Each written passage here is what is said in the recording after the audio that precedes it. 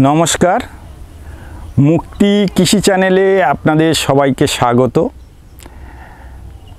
আমরা মুক্তি কৃষি চ্যানেলে ইন্টিগ্রেটিভ পেস্ট ম্যানেজমেন্ট যে চাষ পদ্ধতি তার একটা পার্ট আমি আজকের আপনাদেরকে বলবো, যে পার্টটা অতি সহজে আপনারা ঘরে তৈরি করতে পারেন এবং সেটা জমিতে দিয়ে বিভিন্ন রকমের উপকার পেতে পারেন, এবং সেটা নিয়ে আজকের আপনাদেরকে একটু বলবো।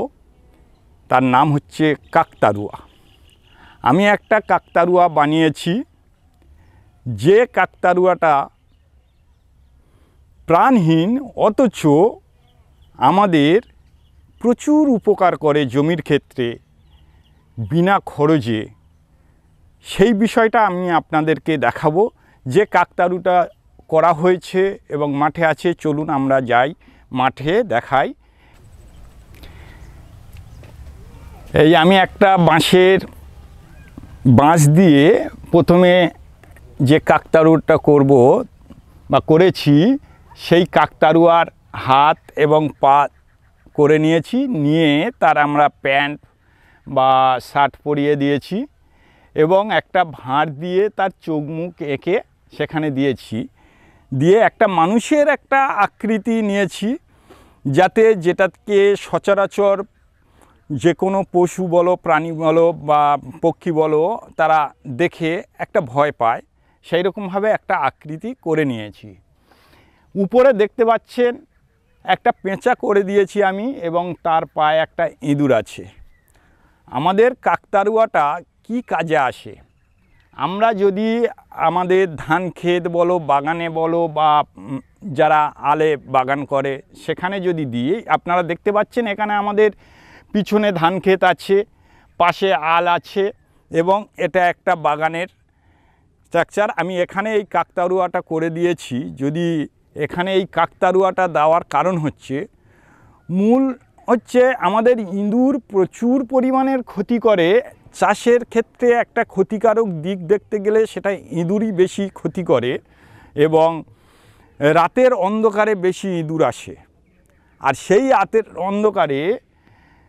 অন্ধকারে এই কাকতাড়ুয়াটার কাজ হচ্ছে, এখানে পেঁচা এসে বসে এই আলের যে গর্তগুলোতে ইঁদুর বাসা করে থাকে, এবং তারা রাত্রে যখন আমাদের ধান বা ফসলের ক্ষতি করতে যায়, থোঁড় মুখে বলো, ফসল পেকে এলে বলো, সেখানে যখন ক্ষতি করতে যায়, এই পেঁচা সেই ইঁদুরটাকে ধরে এবং এখানে এসে বসে খায়। তাহলে আমাদের রাত্রে এই কাকতাড়ুয়া কাজ করছে, পাখি পেঁচাকে বসিয়ে তার বাগানটাকে রক্ষা করছে বা ধানটাকে রক্ষা করছে, ইঁদুরটাকে ধরে নিয়ে খায়। এবং দিনের বেলায় এতেও কাজ করে এই কাকতাড়ুয়া, কারণ দিনে যত আমাদের যে সব পাখিগুলো পতঙ্গগুলো খায়, পোকা টোকাগুলো খায় আমাদের, সেই পাখিগুলো বিশেষ করে তার মধ্যে আমি উল্লেখ করব ফিঙে পাখি। হ্যাঁ, এই পাখিগুলো এসে এই কাকতাড়ুয়ার এই হাতে বা মাথায় এখানে বসে তারা আমাদের ধান ক্ষেতের যে পুঁতি বলো বা লেদা বলো, বাগানের লেদাও আছে, এই পাড়ের যে সব গাছগুলো আছে তাতে সেইগুলো এরা ধরে খায়, এবং আমাদের যে ডিমগুলো আছে সেগুলো তারা আর পারতে পারে না বা করতে পারে না। আমাদের আস্তে আস্তে, কেউ কথা বলো না, সাউন্ডটা আসছে, তোদের সাউন্ডটা আসছে। ফিঙে পাখি এইগুলো খাওয়ার ফলে বা অন্যান্য পাখিরা এগুলো এখানে বসে খাওয়ার ফলে আমাদের বাগানের বড় একটা ক্ষতিকারক পোকা আমাদের এই কাকতাড়ুয়া রক্ষা করে, এবং আমাদের বাগানটাকে সঠিকভাবে সুস্থ ফল বলো, ফুল বলো, এগুলো দিতে সাহায্য করে। যে প্রাণহীন এই একজন কাকতাড়ুয়া আমাদের বাগানে এতটা সুন্দরভাবে পরিচর্যা করা যায়।